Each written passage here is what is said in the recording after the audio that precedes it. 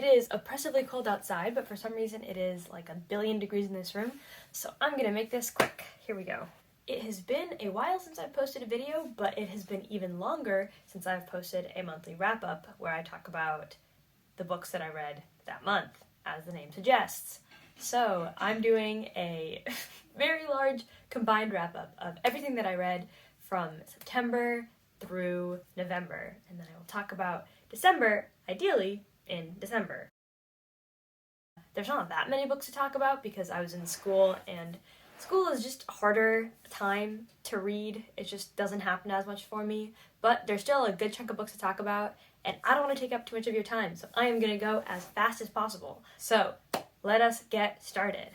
The first book I read was The Lives of Locke Lamora by Scott Lynch. I really don't want to give anything away because some of my favorite parts of this book were these really crazy tonal changes and plot twists that I completely did not see coming. But what I will say is that it's a fantasy set in sort of like a medieval world about this band of orphans who grow up together learning how to be thieves. They're not exactly great people, but they're kind of like these good-hearted criminals. It's kind of the vibe. And the premise itself is really entertaining and interesting, but what makes the book really spectacular is, like I said, these crazy plot twists that I could never have seen coming, and also just these really well-built and believably flawed characters. This was a 5-star book for me. I did go on to read the sequel, and I did not enjoy that quite as much. I only got about halfway through and then I stopped it. But I've heard good things about the rest of the series as well, so maybe that's just me. But the first book, at least, I firmly believe is worth the read. The next book I read is Human Acts by Han Kang, and this one I have gone on record saying is quite possibly my favorite book of 2020. Human Acts is a historical fiction about a student-led uprising in the Gwangju province of South Korea, and it's about these, kids and young people who are fighting for democracy against a dictatorial government, and the government coming in and murdering and raping tons of people and thousands dying, and about the repercussions in individuals' lives of the results of that day. It's sort of almost a collection of short stories about these different people, and they're all interconnected, and you see them all in each other's stories, but it's each of their experiences centering around what happened that day and what they survived and what they didn't survive. I don't know, there's not really much more I can say about it other than I absolutely loved it. Next, Beartown by Frederick Backman. Beartown is about this small, I think Scandinavian town, maybe Swedish, where hockey is really important, and the town is kind of falling out of importance and not really relevant anymore, and all they have left is hockey, and it's about this star-studded hockey team who they're hoping will bring them to the finals, and then a girl gets raped. And it's about individuals' responses to this girl coming out and saying she was raped, and the ways in which people band together against her and for her, and about family and love and protecting those you love despite what they might have done. So 5-star read for me. I think it was a really, really cool character study of an entire town almost, which is difficult to do, I think. I think he did it really well and made it look a lot easier than it actually is. Okay, the next book that I read is The Turn of the Key by Ruth Ware. This is I guess, thriller mystery novel about this young woman who goes to be a live-in nanny for this family who lives in this kind of high-tech but secluded house. Parents are out of town a lot and the kids need someone to be there with them. At first it seems like the dream job, but things seem kind of weird. There seems to be some secrets, both that the nanny is keeping and that the parents are keeping and the kids are keeping, and everybody involved seems to have some sort of creepy, weird secret, and the whole creep factor is increased by the fact that the entire story is told by this nanny as she's in jail, trying to convince a lawyer to represent her, and insisting that she didn't kill the person who died. So you're trying to figure out who died and who did it and why the nanny was framed, or was she framed. It's a really cool, atmospheric, creepy thriller. I think I would have loved this book had the last 10% been totally different. The first 80 or 90% was mind-blowing. The atmosphere was perfect, everything about it was so exciting, and the buildup was so creepy and left you with so many questions, but the last twist, I guess, the explanation, was just absolutely idiotic in my opinion, and it kind of ruined the entire book for me, because once you got to that idiotic twist, it was like, really? are you serious? This isn't believable at all. And I know why some people like it, because I could see how it's really cool on first read, but it just doesn't make any logical sense. And once you start to realize that, it becomes very frustrating. This is a 3.5 star for me. I think it's that high because the first 80% was so compelling, but the last 20% was so frustrating that it dinged it down a lot from like a 5 or a 4 star read to 3, basically. Okay, so the next book that I read, and the last book that I read in September, is In the Dream House by Carmen Maria Machado. This book is a memoir about a woman in an abusive relationship with another woman, but it's told in this really unique way where every chapter is sort of a vignette that takes an abusive relationship and turns it into sort of a metaphor and speaks about it with the language of that metaphor, as if Maria Machado experienced this really traumatic life experience and couldn't find the exact right words to talk about it. And so she spun it into language and compared it to all these different things so we could understand what she was going through. This book was easily a 5 star read for me and probably my favorite memoir that I've ever read, at least. The way that she obfuscates what happened to her with all these metaphors allows her to speak about it with so much clarity in this juxtaposition that doesn't make that much sense when I try to explain it, but when you read it, you get it. You should read it. I don't know, that's all I have to say. 5 stars, you should definitely read it. Okay, let's move on to the first book that I read in October, and that is Such a Fun Age by Kylie Reed. Now, this book requires no introduction or description, I feel like, because every single person ever has read this book at this point. However, just to give you the quick blurb, Such a Fun Age is about this young black woman who is a nanny for a white family and one day has kind of a racist encounter at a grocery store that spirals into this sort of internet fame surrounding the conversation about the way that black people are treated in America and thrusts her into fame in a way that she never wanted, and kind of the fallout of that and her relationships with all these different white people and people of color, how the world perceives her and how that is tinted by her skin color. Before I say what my thoughts are, I completely understand the hype around this book. It's well written, it's compelling. For me, it's 4 stars because there was so much hype surrounding it. I think it's really hard for a book to live up to a hype rather than kind of be judged in a vacuum. And so I couldn't quite enjoy it as much because I was always comparing it to the hype that I've heard about it.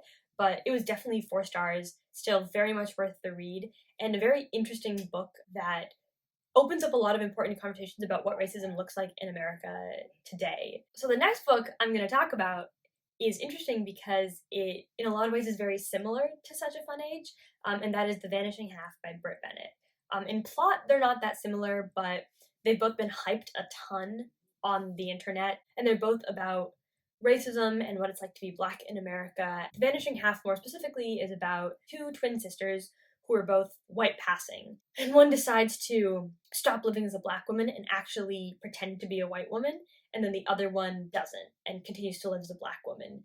And the ways that their lives diverge and then come together, and about their children and about their families, and it's kind of this generational story about the injustices that all these different people face. So I think these books are interesting to talk about side by side because I have very similar thoughts on both of them. Because Vanishing Half, again, is a 4 star that I really enjoyed, but it had so much hype that rather than being judged in a vacuum, it was trying to live up to the hype that I'd heard for the last year about it, which makes it just harder for it. Like, you can't really blame the book. But again, it has really important, interesting conversations. They have really similar themes, but they combat it in such different ways because they're set in such different time periods.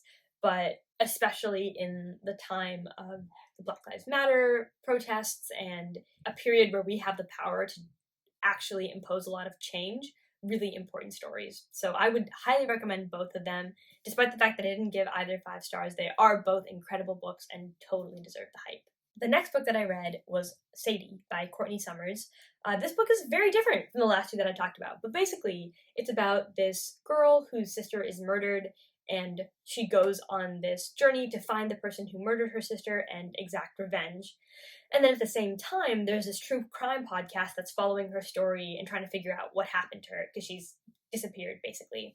I listened to this on audiobook, which I would highly recommend because the podcast element is really satisfying, and so it's kind of like switching back and forth between this podcast where this guy is searching for Sadie and Sadie going on this journey to get vengeance for her sister. This is a 4-star read for me. The audiobook only made the experience better. I would highly recommend it.